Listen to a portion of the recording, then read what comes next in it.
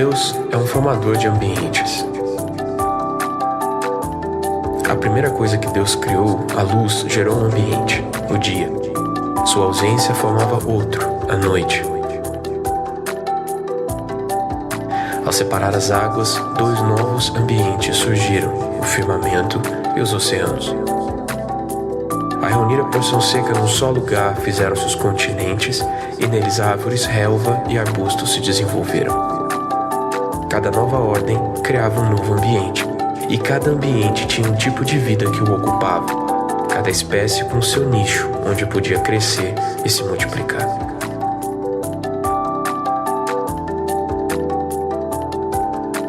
A vida depende do ecossistema, o ambiente onde ela pode florescer, e não a vida que não tenha um lugar para chamar de casa, de lar.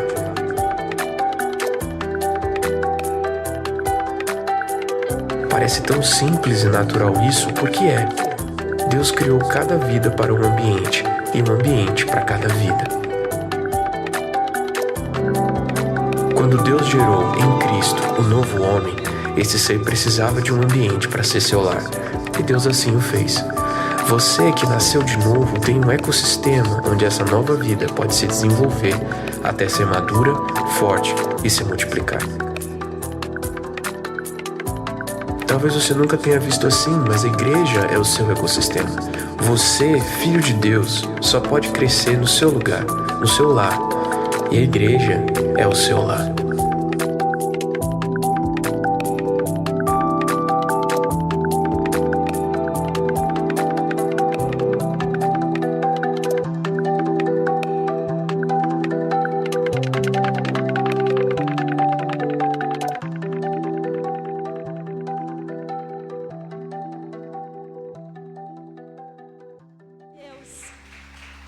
Esse Deus maravilhoso. Obrigada, Jesus, pelo privilégio que nós temos de te adorar. Aleluia. No início eras a palavra, com Deus Altíssimo.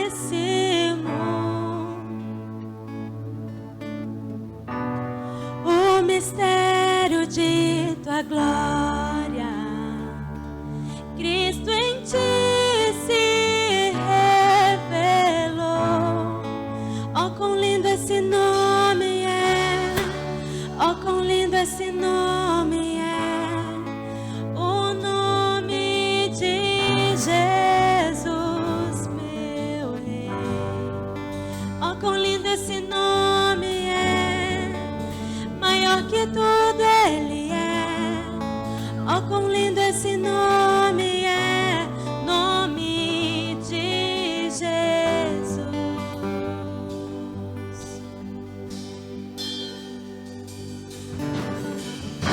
Deixou o céu para buscar-nos, veio para nos resgatar. Amor maior que o meu pecado, nada vai nos separar. Oh, quão maravilhoso é!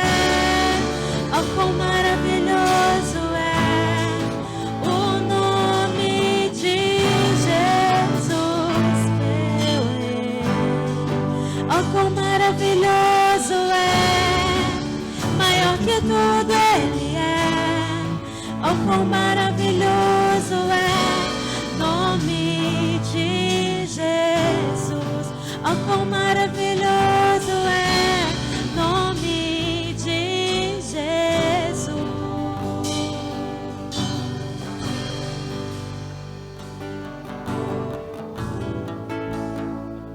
Você pode declarar de todo o seu coração: a morte venceste, o véu tu rompeste, a tumba vazia agora está. O céu te adora, proclama tua glória, pois ressuscitaste.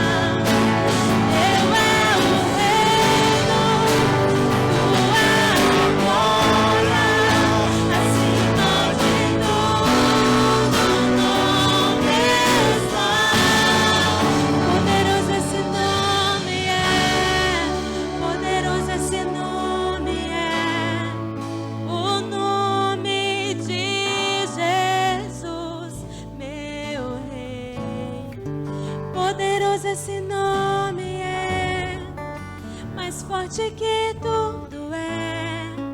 Poderoso esse nome é, nome de Jesus.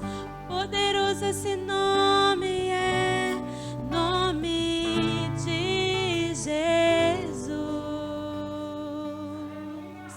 Aleluia. Santo, santo é teu nome, Senhor.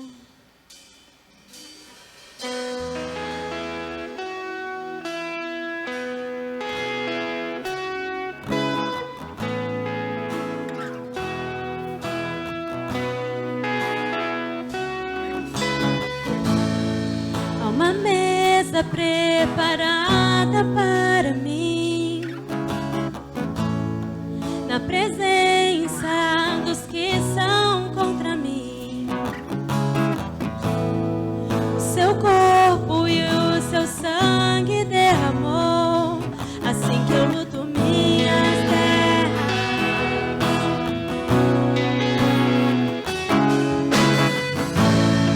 Há uma mesa preparada para mim, na presença dos que são contra mim. O seu corpo e o seu sangue derramou, assim que eu luto minhas guerras.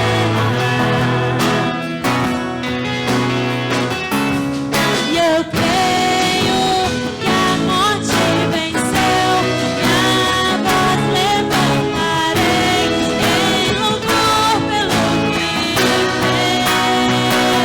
Assim que eu luto minhas guerras, assim que eu luto minhas guerras, assim que eu luto minhas guerras.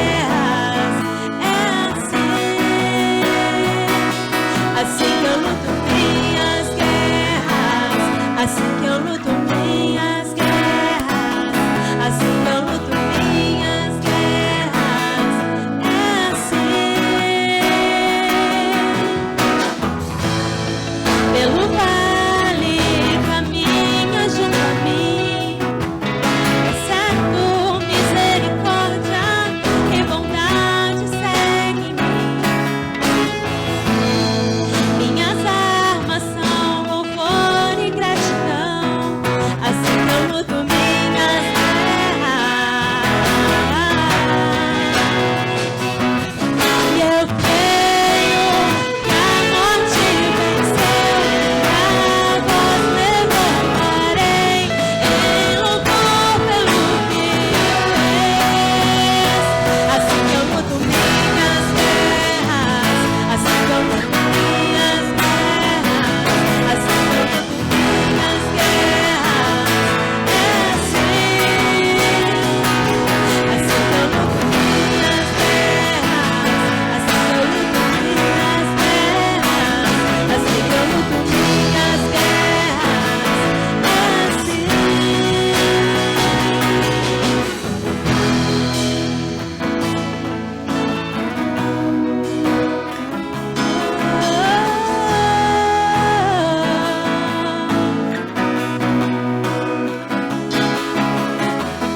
Parece que estou cercado, mas sou guardado por ti. Você pode declarar. Parece que estou cercado, mas sou guardado por ti. Parece que estou cercado, mas sou guardado por ti. Declare de todo o seu coração. Parece que estou cercado, mas sou guardado por ti. Parece que estou cercado, mas sou guardado por ti. Parece que estou cercado, mas sou guardado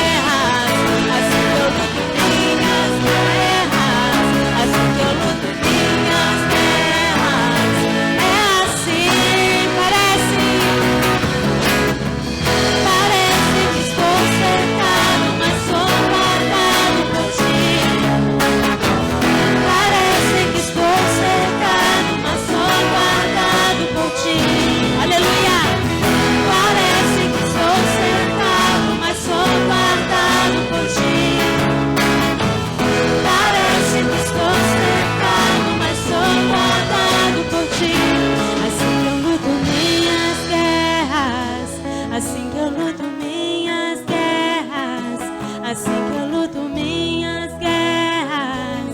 É assim que eu luto minhas guerras, assim que eu luto minhas guerras, assim que eu luto minhas guerras. É assim. Aleluia.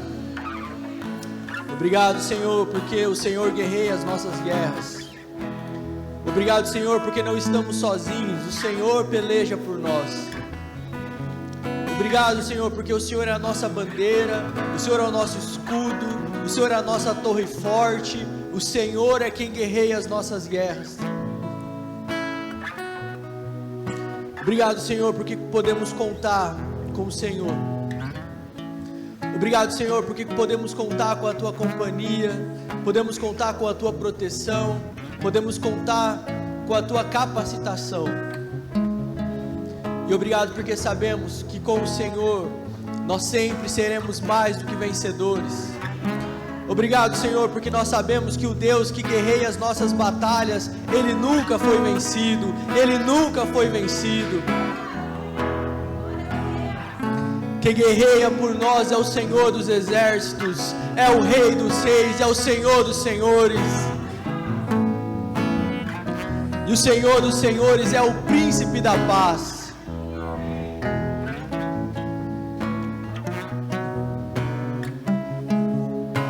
Aleluia.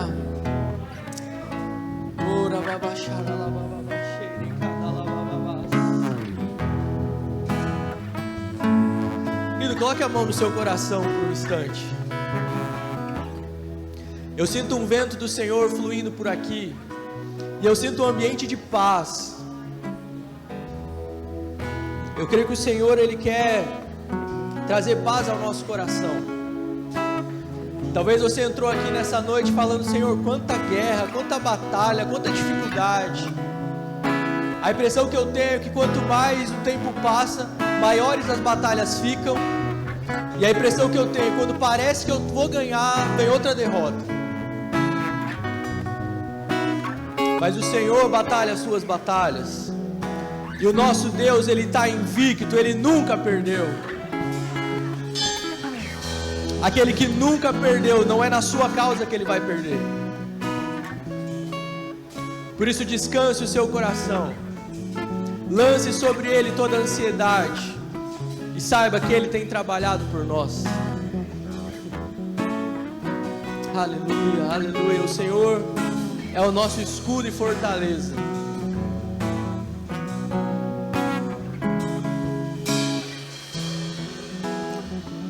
Aleluia.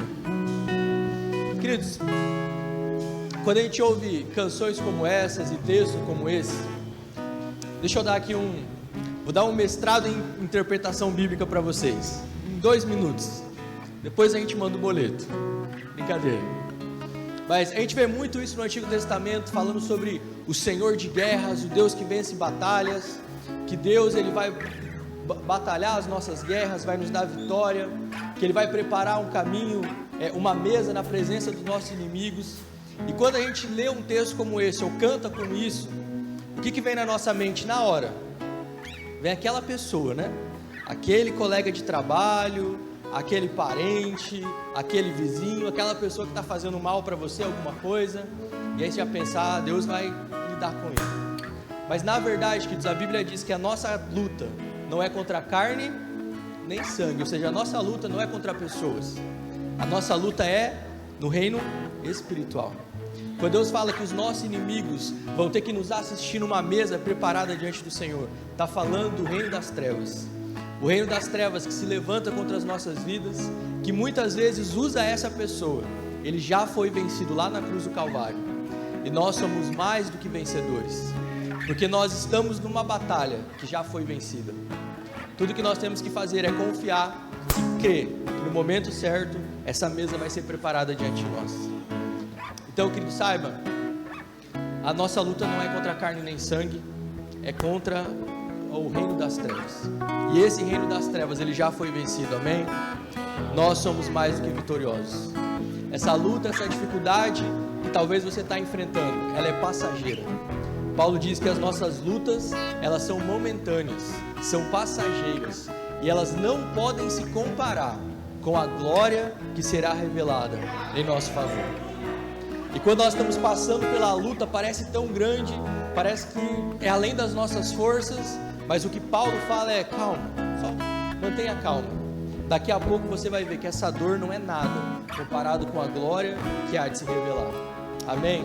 Então que te permita que a paz do Senhor preencha o seu coração nessa noite. Amém? Glória a Deus. Amém. Você pode aplaudir ao Senhor?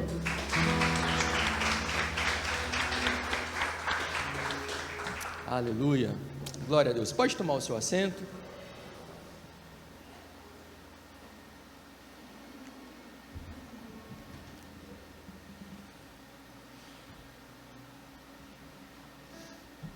Amém. Mais uma vez, boa noite a todos. Sejam todos bem-vindos. Não sei se você já cumprimentou a pessoa que está do seu lado, mas olha para ela, dá um sorriso com os olhos, né?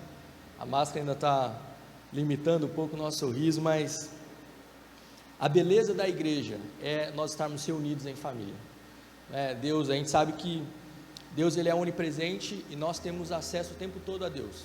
No seu quarto você pode ajoelhar, ou você pode simplesmente fechar os seus olhos, ou de olhos abertos mesmo, mas você chama por Deus e Deus está ali presente, e Deus abençoa onde nós estamos. Mas esse lugar, quando nós nos reunimos como família, é algo muito especial. Isso alimenta a nossa fé, isso nos nutre, e a Bíblia diz que nesse ambiente existe uma bênção especial reservada por Deus. Deus, ele nos abençoa a qualquer momento que nós orarmos, mas quando nós estamos reunidos como igreja, Deus libera algumas coisas especiais sobre a nossa vida. Então, é sempre um privilégio nós podermos estar reunidos como igreja. Nós vamos servir ao Senhor agora com os nossos dízimos e ofertas. Eu quero te convidar a abrir a sua Bíblia comigo, no Evangelho de João, capítulo de número 3, versículo de número 16, um texto bem conhecido, provavelmente você até sabe ele de cor.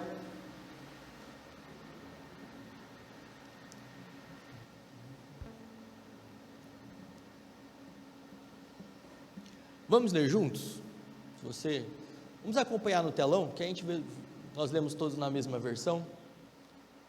João capítulo 3, versículo 16, vamos ler juntos? Porque Deus amou ao mundo de tal maneira, que deu o seu Filho unigênito, para que todo o que nele crê, não pereça, mas tenha a vida eterna. Amém, amém e amém. Que texto fantástico, né?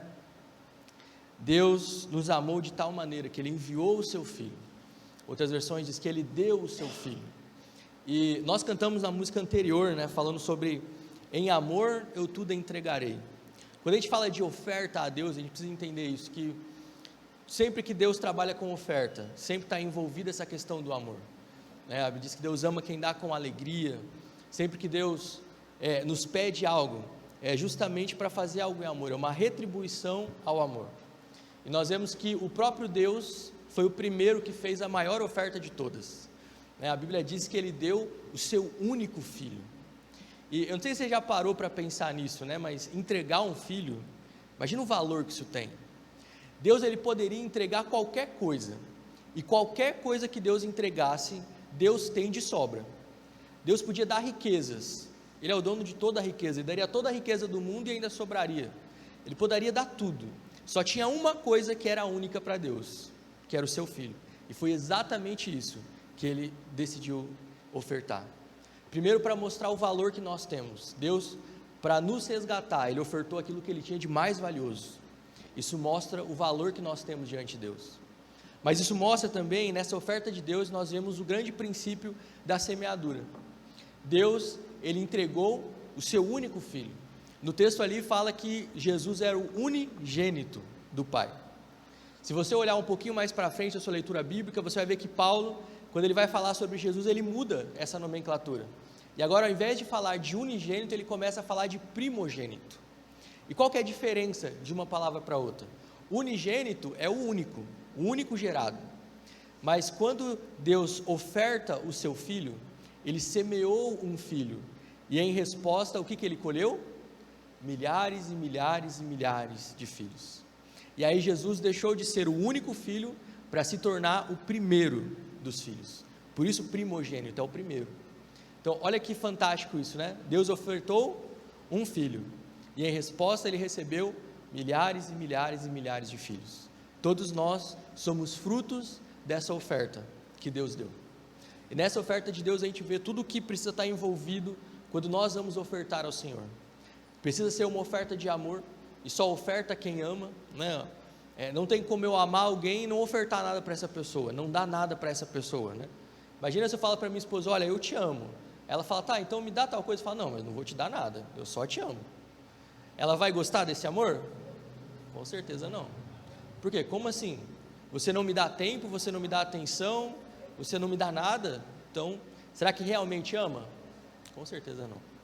E não é que Deus mede o nosso amor por aquilo que a gente dá, mas aquilo que nós ofertamos, aquilo que nós oferecemos, e aí não estamos falando só de questão financeira, mas o tempo. Qual é o tempo que nós oferecemos para Deus? Né? Nós estamos dando o nosso melhor. Deus, ele podia dar qualquer coisa, mas ele decidiu, eu vou dar o meu melhor, e nós precisamos dar o melhor para Deus, né? Um exemplo, só para tirar um pouquinho da questão de finanças, né?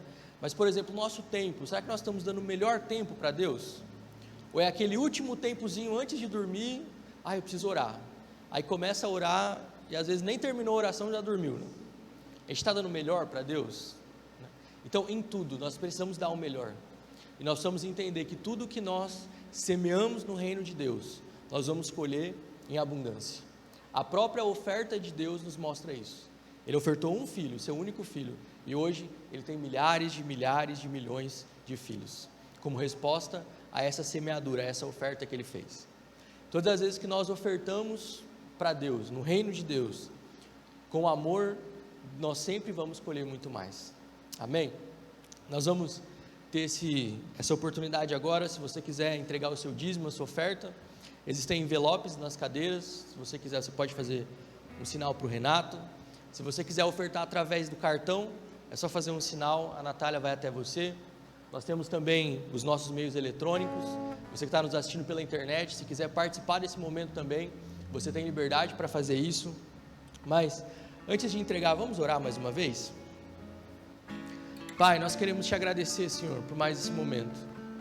Te agradecemos, Deus, pelo privilégio de podermos ofertar na tua casa. Te agradecemos, Senhor, porque tudo que nós fazemos é uma resposta ao teu amor que foi manifestado através da oferta do teu Filho em nosso favor. E, Senhor, todas as ofertas que nós fazemos a ti são simplesmente respostas àquilo que o Senhor fez por nós. Nós queremos entregar os nossos dízimos, as nossas ofertas nessa noite, Senhor, como uma expressão do nosso amor e da nossa gratidão a ti. Recebe, Pai, cada dízimo, cada oferta que vai ser entregue. E Deus, que cada semeadura que será lançada nesta noite, Pai, que haja uma colheita abundante, em nome de Jesus. É isso que nós oramos e te agradecemos, em nome de Jesus. Amém e amém.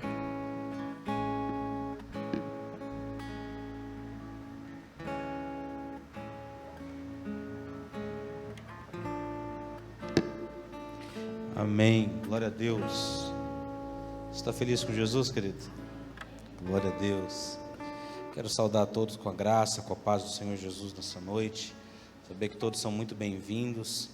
Não é? Enquanto você pode ofertar e dizimar, é interessante o que o André falou, que quem ama, abençoa, presenteia, né? As irmãs ficaram todas olhando para o lado. A minha está lá para trás.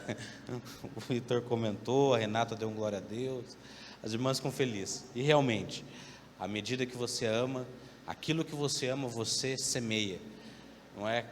É natural, é consequência lógica de que quanto mais apaixonado, quanto mais intensa é a sua entrega, você entrega o seu tesouro. A Bíblia diz que aonde está o seu tesouro, aí está o seu.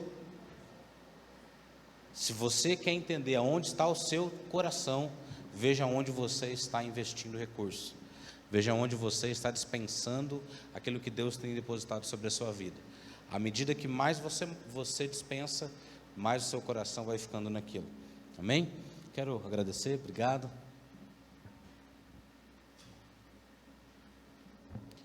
Glória a Deus.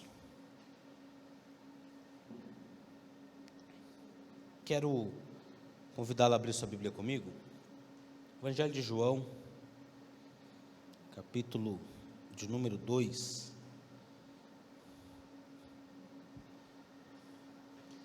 Evangelho de João, capítulo de número 2. Parece que a chuvinha bem na hora do culto acabou espantando alguns irmãos, né? Se vocês estiverem acompanhando, Deus abençoe, abre o seu coração. Tenho certeza que Deus vai falar ricamente com vocês. Vamos lá, João capítulo 2, versículo 13 diz assim: E estava próxima a Páscoa dos judeus, e Jesus subiu a Jerusalém. E achou no templo os que vendiam bois e ovelhas e pombos, e os cambiadores assentados. E tendo feito um azarrogue de cordéis, lançou-os fora do templo, bem como os bois e ovelhas, espalhou o dinheiro dos cambiadores, derrubou as mesas. E disse aos que vendiam pombos: Tirai daqui estes, e não façais da casa do meu pai casa de vendas. E os seus discípulos lembraram do que está escrito, dizendo: O zelo da tua casa me devorará. Respondeu, pois, os judeus e disseram: Que sinal nos mostra para fazeres isto? Jesus respondeu e disse: Derribarei esse templo, e em 3 dias o levantarei. Até aqui, vamos orar? Pai, nós te louvamos, te agradecemos pela tua palavra, por mais esta noite nós estamos aqui reunidos para cultuar o teu nome. Obrigado porque nós servimos a um Deus vivo. Estamos aqui reunidos na certeza de que o Senhor reina, o seu trono é inabalável e de que há um propósito para as nossas vidas. E esse propósito invariavelmente caminha segundo a tua palavra. Por isso, Senhor, para que possamos viver, para que possamos alcançar a tua vontade nessa geração, na nossa vida, nessa passagem terrena, nós cremos que precisamos que o nosso coração esteja cada dia mais aberto à tua palavra. Não uma mensagem de homem, não uma interpretação humana, mas a revelação dos céus sobre as nossas vidas. Fala conosco, nós te damos liberdade, Espírito Santo, para ministrar, para falar aos nossos corações. Nós nos expomos completamente a Ti e declaramos que a Tua vontade seja feita nesse lugar. É a nossa oração em nome de Jesus. Amém? Querido, esse texto ele traz uma reflexão muito importante a respeito de Jesus, a respeito da prática cristã. Talvez você já tenha passado por isso. Alguma vez você se constrangeu por uma atitude inesperada de alguém que você convive? Às vezes você sempre conheceu uma pessoa calma, tranquila, pacífica, mas que em dado momento aquela pessoa perde as estribeiras, que se exalta, que fica irado com alguma situação e aquilo chama atenção. Talvez, acho que todos nós já passamos isso. Existem algumas pessoas que a característica dela é o amor, é a paciência, é a ternura, é a forma com que mesmo diante de algumas situações mais severas, conseguem reagir de forma calma, tranquila, serena, e isso é uma qualidade. As pessoas que conseguem manter a calma, diz a palavra de Deus, de que é necessário e é um dom para cada um de nós, chamado o domínio próprio. Eu e você precisamos ter isso, precisamos buscar temperança, precisamos buscar o amor, a amabilidade. O Espírito Santo, ele tem que sempre nos conduzir de uma forma para que vivamos bem em comunidade, para que vivamos bem em família. Todo mundo que normalmente costuma ser um sanguíneo, um colérico, temperamentos mais explosivos, é muito comum que essas pessoas venham a depois se arrepender daquilo que falaram, daquilo que porventura fizeram, porque é uma característica nossa e que normalmente não revela boas atitudes ou bons hábitos.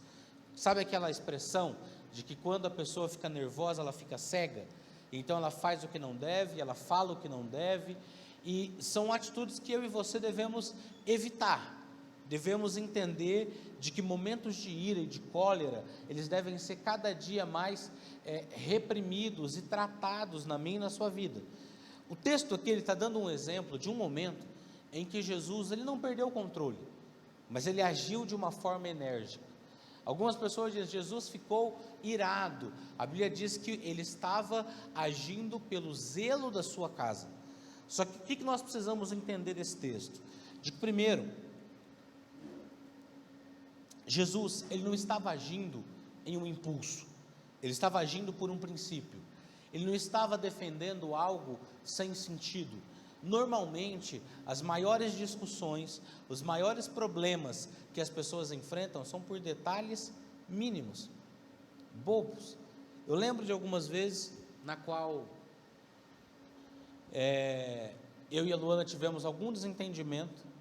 Depois que nós conversamos, e eu sou assim, eu converso até o final, eu não consigo simplesmente virar e superar. Ela tem uma facilidade enorme, para ela, tá bem, vamos seguir, bora, vida que segue. Eu preciso tratar todos os assuntos. Eu até brinco que às vezes nesse ponto eu sou a mulher que conversa mais lá, mas porque para mim os detalhes precisam ser tratados. Para mim uma atitude, ela não é só uma atitude. Para mim uma atitude, uma palavra, ela tem uma raiz, ela tem uma essência, e é isso que nós precisamos trabalhar. E algumas vezes nós terminamos a nossa conversa e nós dizemos assim, mas por que mesmo nós começamos? Qual foi o estopim desse desentendimento? O que foi que gerou originalmente esta conversa ou esta discussão que nós tivemos? E às vezes isso passa, e quando nós analisamos, vemos que são coisas muito pequenas, mas que precisam ser tratadas.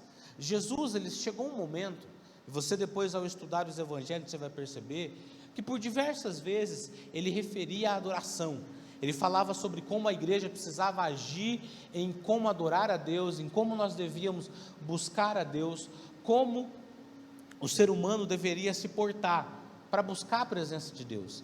Era necessário que houvesse uma responsabilidade, era necessário que houvesse um compromisso com aquilo que você busca e faz em relação a Deus. A Bíblia fala que nós devemos oferecer a Deus um culto racional. Eu preciso saber o que eu estou fazendo aqui. Eu e você, ao chegarmos na igreja, precisamos ter um claro entendimento. O que eu vim fazer aqui? Eu vim participar de um ajuntamento, eu vim participar de uma reunião, ou eu vim aqui para que juntos nós possamos buscar a Deus, para que Ele se manifeste na minha vida, para que Ele derrame das bênçãos dEle na minha vida, para que eu me torne uma pessoa melhor, para que eu me torne uma pessoa mais parecida com Cristo. Por quê? Nós vivemos um período de uma facilidade muito grande, e eu digo que graças a Deus que nós nascemos nessa geração. Eu quero te convencer um pouquinho disso. Eu lembro que quando eu conversava com a minha avó, ela explicava como era para tomar um banho quente. Eu disse, Senhor, a única memória que eu tenho é de uma água quente saindo do chuveiro. A única memória que eu tenho de um ferro com brasa é no museu. Só. Já imaginou passar? A Luana não gosta de passar roupa. Eu também não, mas tem que passar, não é? Mas passar uma roupa já é algo cansativo. Eu acho difícil uma mulher que fala, eu gosto de passar roupa, é minha terapia. Não, é algo que tem que fazer porque tem que fazer, não é? Agora, você já imaginou, além de um ferro a vapor, de um ferro, hoje tem uma série de modelos, né, de tipo, com cerâmica, com isso, com aquilo. Não, antes você tinha que esquentar uma brasa, você tinha que colocar ali dentro, manter, ficar renovando e então passando. E hoje as nossas camisas são mais lisas. Antes não eram tecidos mais duros, era toda uma situação. Alguém já imaginou viver sem um fogão? Já imaginou se todas as vezes que você quisesse fazer algo, você ia ter que manter ali um fogão a lenha aceso constantemente, renovar a lenha, buscar, cuidar. Açougue, gente. Ter um açougue, onde buscar um mercado, tudo pronto. Nós vivemos com uma comodidade muito grande. Quem imaginou ter internet, poder acompanhar um culto de casa? Alguns anos atrás isso era inconcebível. Você saber como que você pode alcançar pessoas ao redor do mundo. Antes dependia de carta, um tempo absurdo para que você conseguisse se comunicar. Esse texto nós estamos vendo já algo acontecendo sobre isso. Primeiro eu quero que você entenda o que está acontecendo nesse texto. A nação de Israel era marcada por 3 grandes festas. Nesta aqui, uma delas estava acontecendo, que era a festa da Páscoa. Jerusalém era a capital tanto financeira, tanto espiritual quanto política de Israel. Os povos de todas as tribos e até de outras nações, eles iam até Jerusalém para celebrarem a Páscoa. E lá, segundo Deuteronômio, era determinado que no primeiro dia era entregue um sacrifício, essa era a oferta da Páscoa, e depois os outros 6 dias, eles permaneciam na festa dos pães asmos. Tinha todo um ritual, uma forma com que as pessoas levavam para participarem do culto. Nesse texto, nós estamos dizendo que Jesus, ele observa a dinâmica do lugar, e então ele se ira. Ele se levanta, a Bíblia fala que ele faz um azarrogue, que é um chicote, e ele entra virando a mesa, e ele entra repreendendo as pessoas, dizendo: olha, o que vocês estão fazendo está errado, a atitude que vocês estão tendo para com a casa de Deus, para com a festa de Deus, está errado, vocês não podem vir aqui para explorarem o povo, vocês não podem vir à casa de Deus para tentar buscar benefício próprio.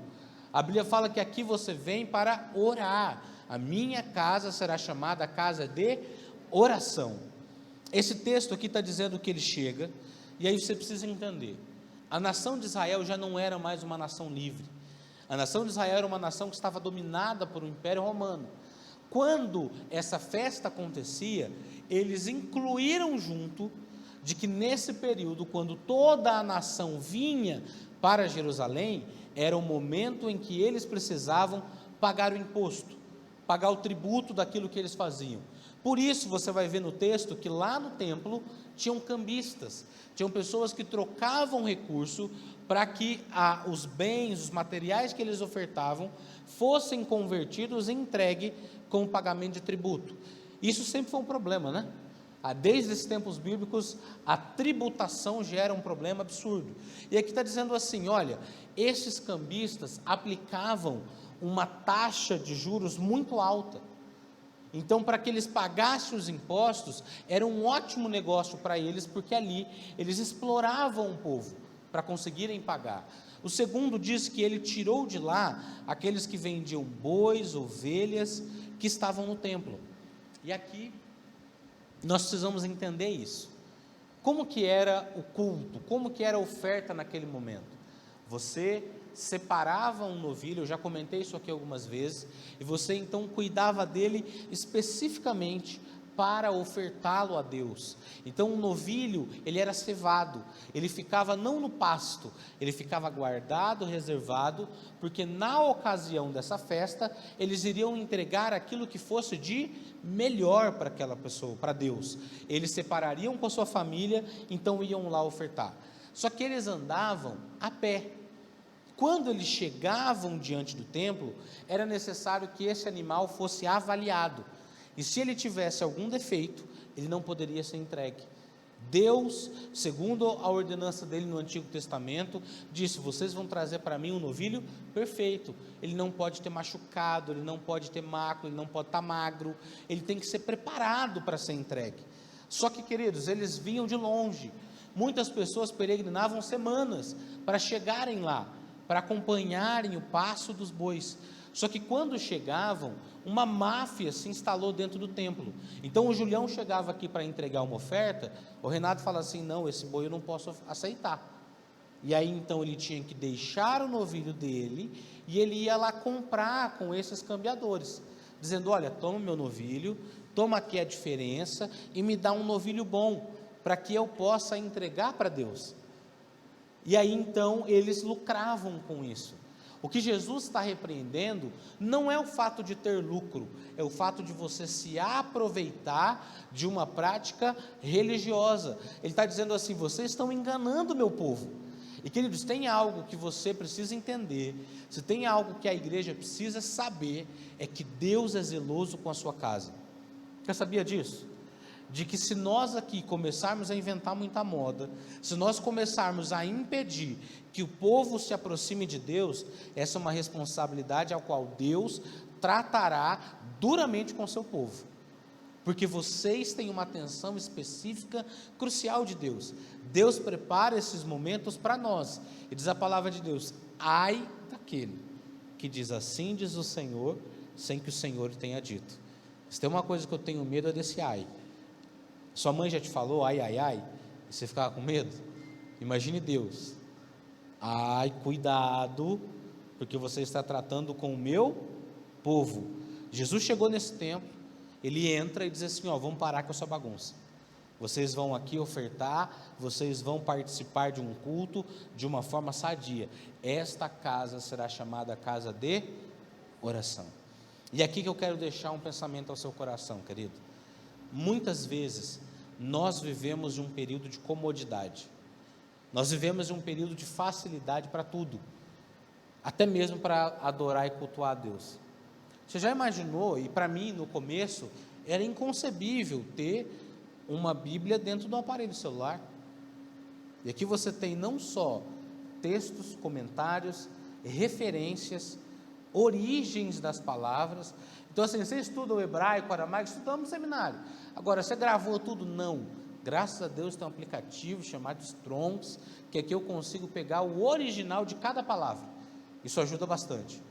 Agora, queridos, nós temos não só essas facilidades. Primeiro, nós temos hoje Bíblia, coisa que há muito tempo era raro, de que em algumas nações isso aqui é escasso, de que pessoas perdem a vida por terem isso, mas nós temos acesso todos os dias. Hoje nós temos acesso a inúmeras mensagens. Se você pegar até mesmo o seu aparelho celular, se você entrar na internet, você vai ter todos os tipos, todas as linhas teológicas, pensamentos que você pode imaginar. Se você entrar hoje dentro da internet, se você pegar no YouTube e coloca assim, reunião de oração online, você vai encontrar diversas. Se você buscar vigília online, você vai encontrar diversas. Se você buscar estudo bíblico, você vai encontrar diversas. Se você encontrar curso de casais, vai ter. Curso de libertação, lá também tem. Existe uma facilidade gigantesca para as pessoas participarem. Só que o problema é que a facilidade costuma roubar a profundidade daquilo que nós fazemos. O texto aqui está dizendo o seguinte: olha, vocês estão roubando a profundidade que essas pessoas fazem. Essas pessoas estão vindo aqui para adorar a Deus e vocês estão limitando a um propósito financeiro.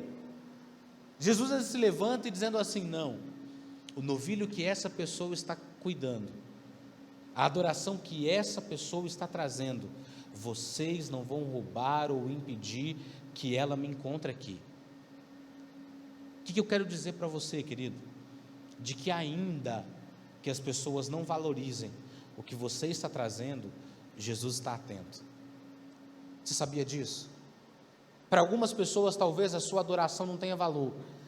Para algumas pessoas talvez o seu tempo não tenha valor.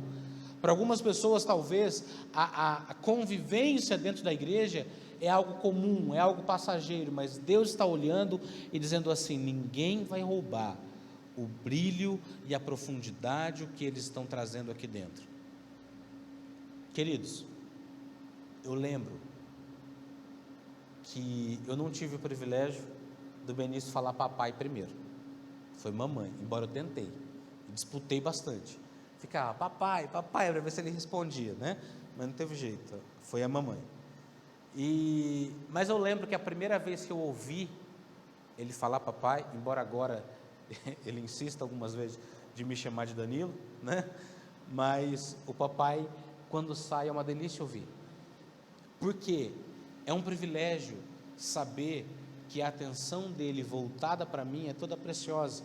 Eu digo que o melhor momento da nossa manhã, do nosso dia, é quando ele acorda, porque ele acorda e ele mesmo fala: eu quero fazer denguinho. Então ele vem, ele abre o pescoço para beijar, para abraçar, sobe na cama. Então é um momento muito gostoso. E queridos, isso não pode ser roubado, porque é uma intimidade, é algo que ele está ofertando de qualidade para ele. Por isso que para algumas pessoas, os outros podem olhar e dizer assim: ah, mas é um momento com a criança acorda. Não, para mim é tudo. Talvez para você, chegar aqui, o momento de louvor, o momento da adoração, o que é isso? Um momento de entoar canções. Deus está dizendo: não, é um momento em que meu filho está abrindo o coração na minha presença. Querido, isso tem um valor muito maior. Quando você dizima, quando você oferta, para algumas pessoas não, eles estão contribuindo com uma obra, com uma organização social, dizendo não. Deus está dizendo assim, este é o momento em que eles revelam fidelidade, amor para comigo. É o momento em que eles estão repreendendo toda a avareza. É o momento em que eles estão se desligando de um mundo de cobiça, de um mundo de inveja, de ambição, e eles estão abrindo o coração para algo que é benéfico para o próximo. No momento em que nós estamos aqui, para alguns eu vou ouvir um sermão de alguém.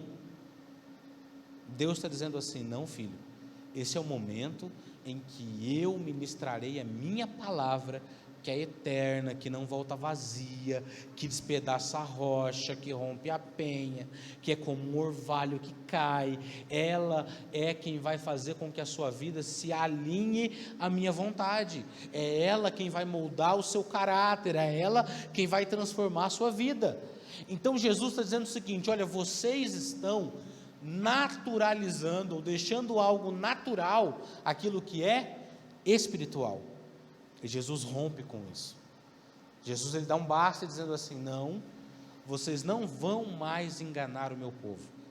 Sabe o que nós oramos, querido? Para que cada um de vocês entenda que esse momento, ele é crucial na sua vida. Um pouquinho antes de começar o culto, as crianças ali, os pré-adolescentes, estavam para lá e para cá. Bebe água, volta para cá, vai lá. E é normal, é a idade deles. Aí eu cheguei e falei assim, gente, por que vocês estão para lá, para cá? Ah, não, porque não vai começar a salinha ainda. Eu falei, não, mas na hora do louvor tem que ficar onde? Eu falei, fica no louvor. Por quê? Eu falei, porque no louvor vocês vão ser preparados para aquilo que vai ser ministrado depois. Vocês já não são mais criancinhas, então vocês precisam ficar lá. Os três olharam meio assim, né? Tipo, o que ele está falando? O que é preparar para a ministração? Mas sabe o que a gente tem que desde cedo ir mostrando? De que isso aqui não é só uma reunião, de que isso é algo espiritual, de que nós queremos com que as vidas sejam transformadas, que o caráter de cada um de nós, ao chegarmos aqui, ao nos expormos, seja purificado, lapidado, moldado por quem Deus é, não pelas expectativas que os outros têm. Jesus ele chega, põe as coisas no lugar, e segundo a Bíblia ele faz isso por duas oportunidades. Mesma coisa, ele retorna na festa, o povo está todo indo para lá, e ele diz assim, vocês ainda não entenderam. E aí no final ele dá uma mensagem impressionante, ele fala assim, vocês estão deslumbrados com isso, porque segundo os historiadores, nessa época, a população de Jerusalém, ela aumentava 5 vezes, não tinha onde ficar. Era o momento em que toda a cidade abastecia o seu cofre. Sabe o que eu digo? Quem vai mais frequentemente para a praia sabe disso. Momento agora, nós estamos chegando, final de ano, o que acontece com as praias? Lotam. Muitos vendedores ambulantes dependem desse período para terem um sustento o resto do ano. Muitos. E aí algumas vezes nesse afã de buscar o recurso que vai durar por um longo período, é como essas pessoas aqui. Alguns correm o risco de serem injustos.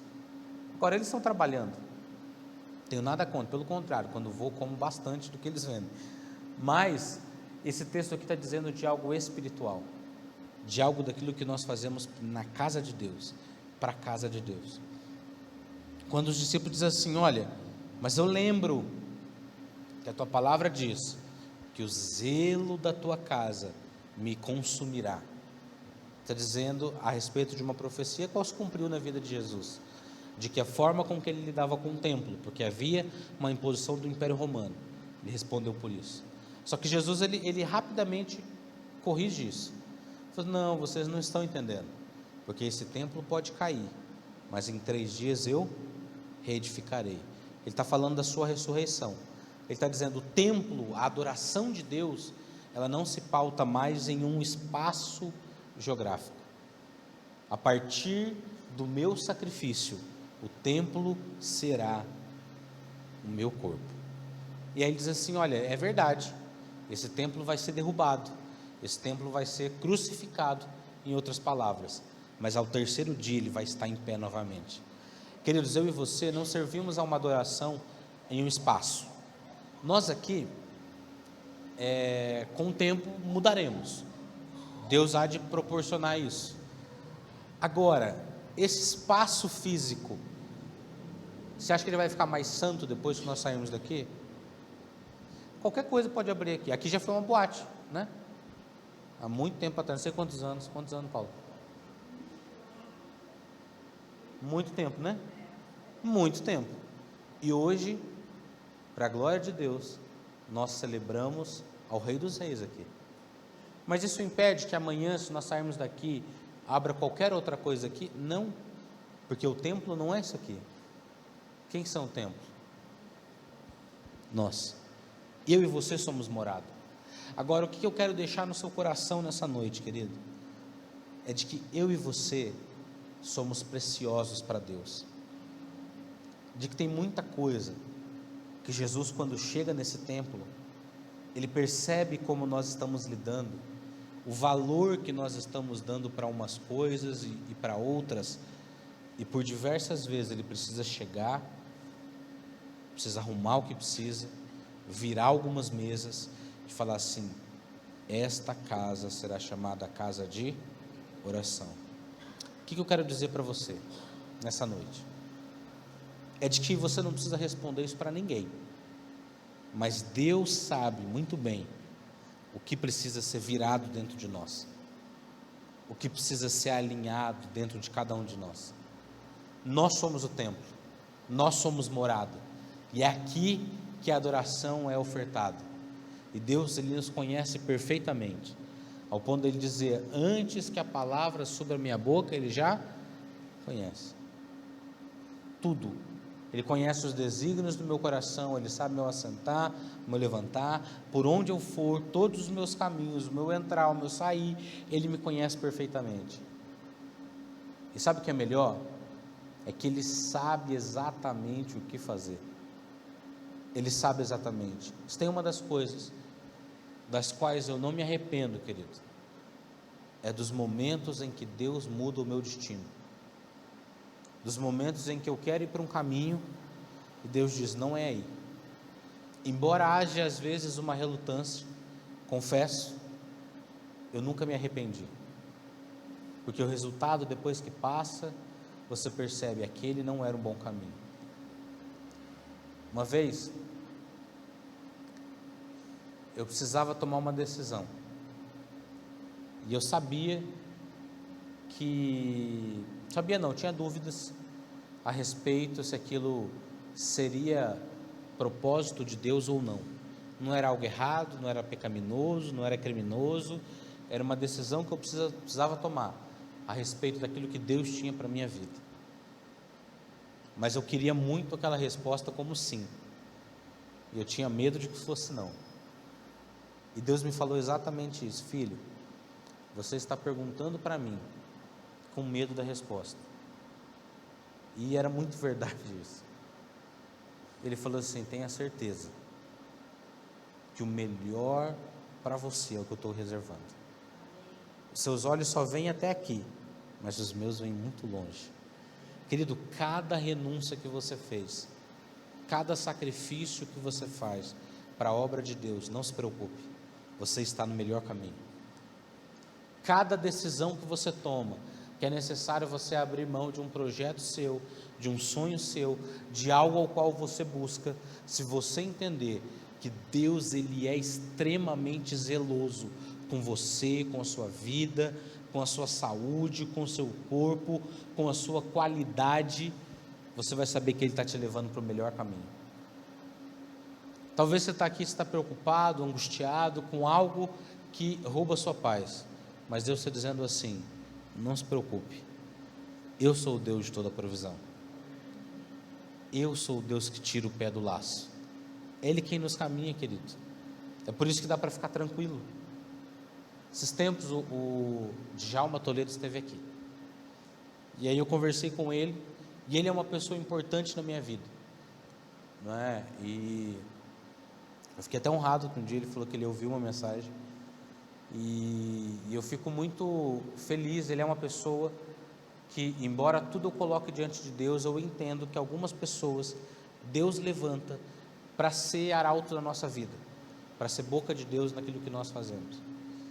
E aí eu me recordo que uma grande oportunidade se levantou algum tempo atrás. Eu liguei para ele, porque eu sabia das consequências que aquilo teria, de como eu deveria lidar, de que tudo aquilo, como poderia repercutir.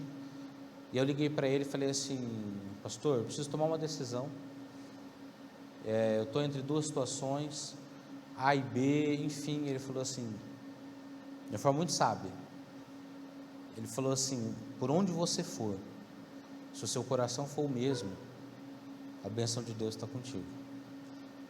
Agora, se essa pergunta ela é somente para aliviar a sua consciência e não para entender o seu propósito, não importa para onde você vá, que você vai estar perdido do mesmo jeito. Falei, caramba. Falei, mas eu quero algo mais prático, me ajuda. Falei, eu entendo isso, por isso que eu estou ligando, me ajuda. Ele falou assim: filho, vamos orar. E ali nós dois tivemos um entendimento sobre o que nós deveríamos fazer, sobre a decisão que era necessário ser tomada. E no final ele falou exatamente isso, algo que eu sempre digo, mas quando fala para nós é diferente. Ele falou: filho, o maior interessado na sua vida é o próprio Deus. O maior interessado em te proteger, te guardar, te livrar, de te guiar, é o próprio Deus. Ele falou assim: eu tenho certeza que você tem zelo, eu amo a sua vida, mas o maior preocupado com isso é o próprio Deus. Então eu tenho uma opinião, mas a decisão cabe a Deus. Eu falei, uau, é o que a gente precisa ouvir. Porque, querido, isso traz o quão precioso nós somos, de que Deus não aceita qualquer coisa para mim, para você. Sabia disso? Deus não aceita qualquer coisa. Natália, Deus tirou alguém da sua vida e trouxe o Léo. Olha que benção. Deus tirou alguém e trouxe a Natália. Eu falo para a Luana, eu falei assim: você deu sorte, hein? Porque Deus trouxe eu. Ela falou assim, você já? Eu falei, não, amor, Deus sabe o que faz. Eu falei assim, você também deu. Ela falou, é verdade. Eu falei, tenho certeza que Deus tirou alguém e trouxe você, porque Deus une propósitos, Ele sabe o que faz. E Ele é o maior interessado na minha felicidade, na sua felicidade. Querido, nós não fazemos ideia de como Deus nos livrou. Hoje, à tarde, eu ouvi uma entrevista com o Todd White, junto com o Luciano Subirá. E ele conta um pouquinho da conversão dele, de que ele era uma pessoa dependente de drogas, álcool, enfim, uma série de vícios, uma vida destrutiva, até que um momento ele não tinha como comprar drogas, ele era viciado em cocaína, e aí ele se fingiu de policial, e ele abordou um traficante, que ele sabia que era traficante, e ele então rouba, como policial, a droga daquele traficante. E enquanto isso, esse traficante percebe, e ele descarrega uma 9mm em direção a ele, a 3 metros de distância. E aí, enquanto ele tentava fugir, milagrosamente nenhum tiro atingiu ele perdido, drogado. Uma voz falou dentro do coração dele: eu tomei esses tiros por você. E aí ele achou que era alguma coisa, ele nunca imaginou que fosse Deus, e ele novamente corre. Quando ele para em outro lugar, ele vai olhar, conferir, porque estava muito próximo dos tiros, e ele não tinha nenhum ferimento. Ele olhou no carro, não tinha nenhuma marca, mas tinha algo de pólvora. E aí novamente essa voz fala para ele: eu tomei esses tiros por você. E ele ficou impactado, ele não entendia, até que em um momento, um pouco depois, alguns instantes depois, alguns dias, não lembro, ele foi numa igreja, e aí essa palavra foi dita para ele: ele tomou aqueles tiros por você. Então ele se entregou a Deus, ele passou a servi-lo, e hoje é uma das maiores referências cristãs que tem. E aí ele disse exatamente isso, falou assim: nós não fazemos ideia do quanto Deus, Ele zela por mim e por você. Quando fala do zelo, ele não usa esse texto, mas ele fala de como nós somos ocultos em Cristo, como Ele nos guarda, como Ele nos protege. Queridos, nós que somos maus, segundo a palavra de Deus, fazemos tudo para proteger um filho. Quando Deus chega e faz essa bagunça, vira as coisas, Ele sabe o que Ele está tirando da minha e da sua vida. Confiar de que Ele sabe a porta que Ele tem que abrir e a porta que Ele deve fechar é o melhor caminho que nós temos. Deixa eu te dizer algo muito tranquilo, que tenho toda a autoridade para dizer isso.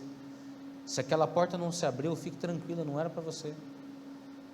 Se aquilo lá não deu certo, fique em paz, não era para você. Deus tem algo melhor. Esses dias nós estávamos vendo um templo e não deu certo. E eu sou ansioso? Sou não, estou amarrado. Mas luto para não ser. Aí em um momento falei assim, amém. Se não é porque Deus tem algo melhor. Simples. Se tal projeto não deu certo, amém.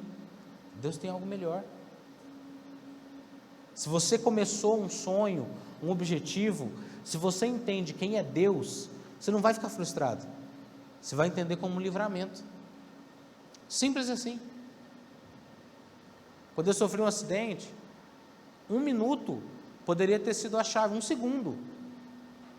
Que eu não atrasasse, que eu não parasse, que eu não, enfim, diminuísse a velocidade, poderia ser a distância que estava entre o acidente e uma carreta para eu estar debaixo. Então o que acontece? É um problema? Não, é um livramento. Amém. Se aquela porta não se abriu, é porque não era para abrir. Agora, se aquela se abriu, ainda que aos seus olhos pareça algo pequeno, algo reduzido, algo que não é tão suntuoso aos olhos, receba como algo de Deus e você vai se surpreender com os resultados. Querido, Deus, Ele zela por mim e por você. Esse texto eu não vejo Deus revoltado com um templo, eu vejo Deus revoltado com a pureza do seu povo. Deus não está preocupado com o templo, querido, tenha certeza disso, mas Ele está preocupado em como eu e você servimos a Deus, como eu e você estamos aqui para cultuá-lo. Amém? Então o que eu quero deixar no seu coração é isso. Você recebe essa palavra? Amém. Você é precioso aos olhos de Deus.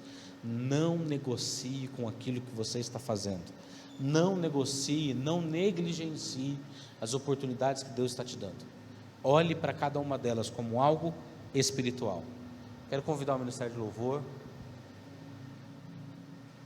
Como dito no início, entenda esse momento como algo que Deus está apto a trabalhar na minha e na sua vida. Talvez o brilho ou a intensidade com a qual nós nos relacionamos com Deus pode estar diminuindo no coração de alguns, mas para outros está surgindo como uma chama incontrolável. Depende de mim e de você. O mesmo Deus que se manifestou ontem, hoje e fará durante toda a eternidade, Ele está aqui. Você sabia que diz a palavra de Deus de que o poder que ressuscitou Jesus dos mortos é o mesmo que habita em mim e você? Querido, entender isso, ele é algo extremamente complexo e profundo, porque a ressurreição de Jesus envolveu as maiores forças de toda a eternidade. O pecado estava sendo vencido, a trindade de Deus estava sendo experimentada, a morte estava sendo destruída e o diabo estava sendo vencido, e Ele ressuscitou dos mortos. A morte não pôde contê-lo. E aí Deus diz assim: esse mesmo poder habita em mim e você. Sabe qual foi a pior coisa que o diabo podia ter feito? Era ter matado Jesus, porque aquela autoridade, como o André disse, era no unigênito, passou para o primogênito. O mesmo poder que o derrotou na cruz habita em mim e você. A mesma autoridade que desfez as obras dele, que destruiu todas as obras malignas, habita em mim e você.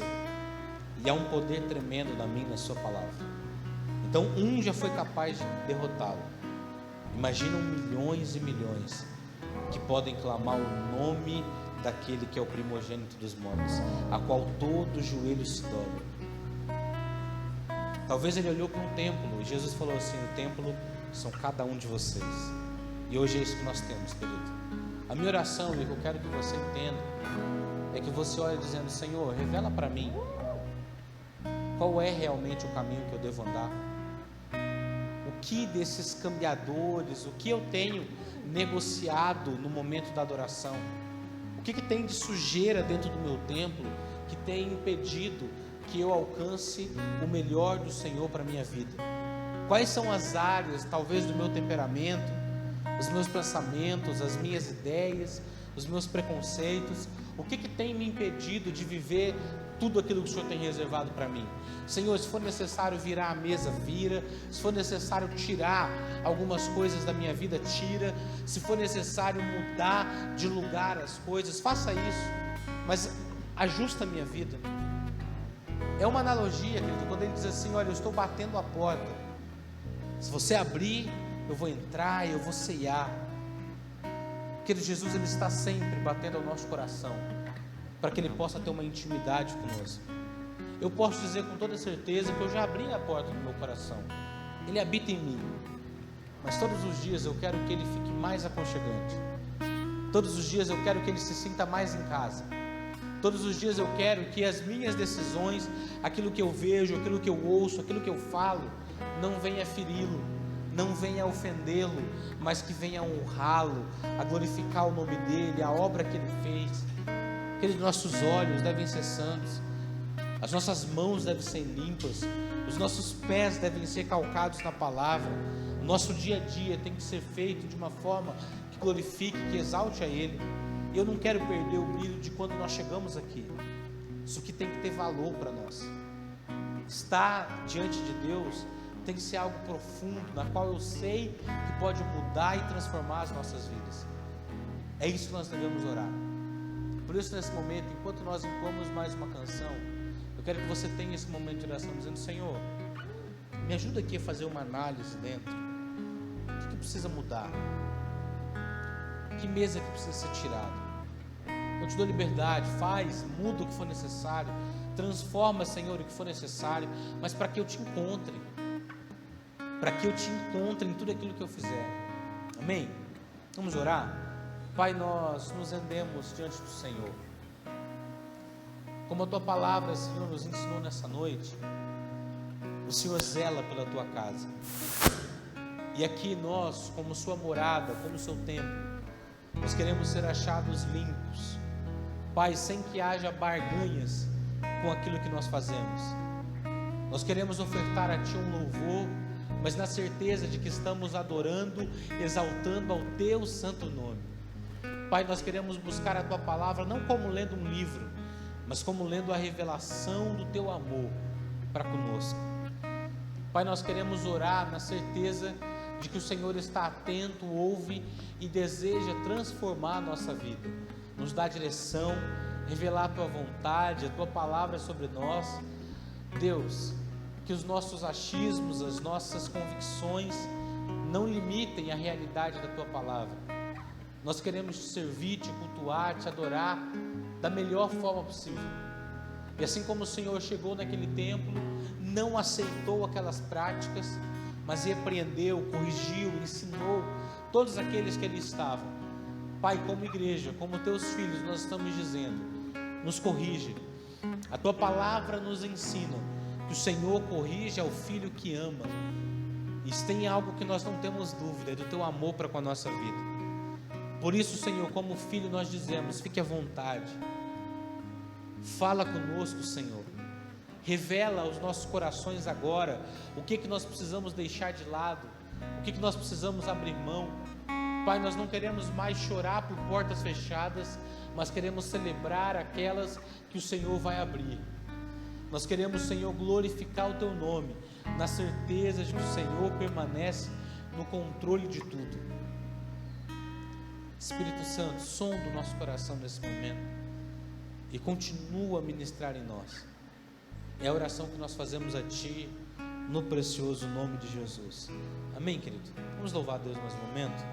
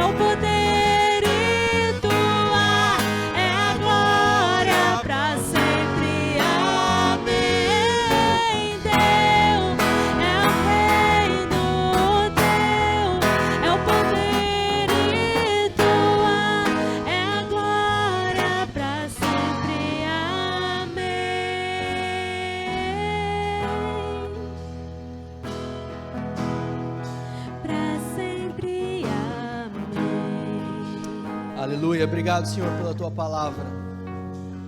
Nossa oração é que ela encontre nos nossos corações um solo fértil, que não fique apenas em informações na nossa mente, mas que ela produza revelação e transformação nas nossas vidas. Senhor, continue falando conosco ao redor dessa semana, ao longo dessa semana, e nos ajude, Senhor, a colocar em prática tudo aquilo que o Senhor falou conosco nessa noite, Senhor. Em nome de Jesus, é isso que nós oramos, é isso que nós te pedimos, Senhor. Queridos, antes de nós encerrarmos, nós queremos orar. Chegou para a gente o pedido. Nós temos uma amiga que o filho dela, ela está fazendo um tratamento há muito tempo, ele está lutando com um tumor, e nessa semana o medicamento que ele estava usando, a quimioterapia, deu algumas reações, e ele estava precisando parar esse tratamento.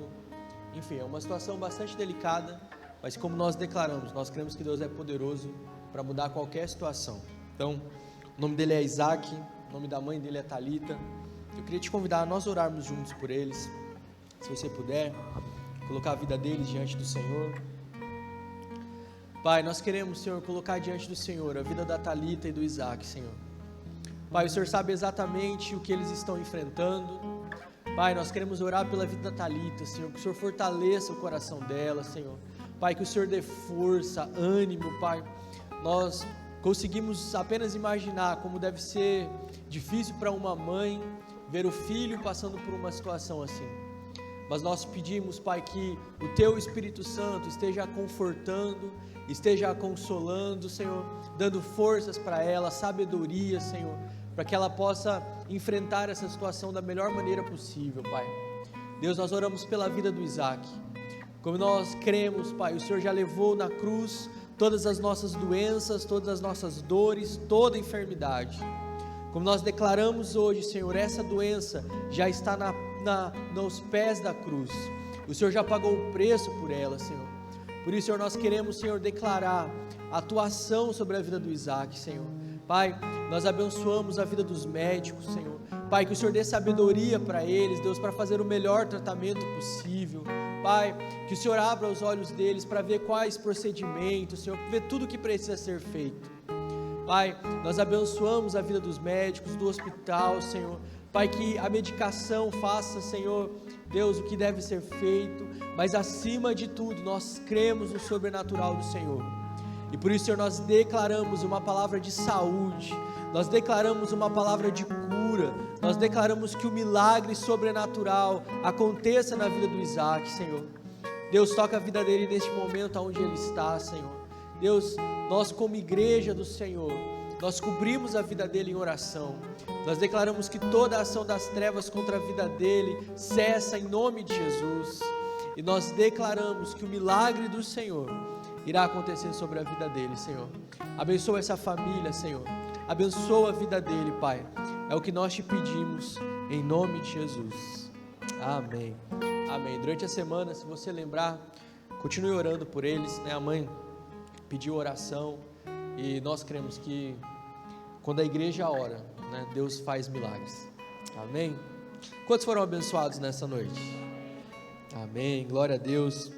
Que Deus abençoe a sua vida, Deus abençoe a sua casa, a sua família. Que seja uma semana de muito favor, de muita graça de Deus sobre a sua vida. Amém? Deus te abençoe, uma semana abençoada. E no próximo domingo, no mesmo horário, nós estamos no culto novamente. Amém?